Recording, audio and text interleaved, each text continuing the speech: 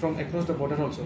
So আমরা তো সবসময় ফ্লাডের জন্য করে থাকি, আর্থকোয়েকের জন্য করে থাকি, কিন্তু this kind of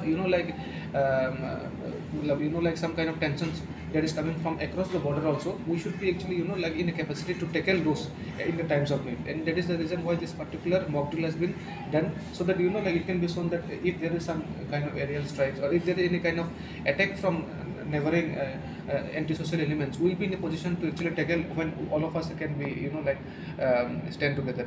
তার জন্য আজকে এটা করা হয়েছে। আর আপনাদের মানে যারা সাংবাদিক বন্ধুগণ যারা আছে তাদের সহযোগিতা আমরা এটা মানে সক্ষম করতে পেরেছি। এটা আমাদের শুধু আমাদের না, এটা আমাদের 244টা আমাদের জেলাতে পুরো ভারতবর্ষের মধ্যে হচ্ছে, তারাও সেখানে করছে।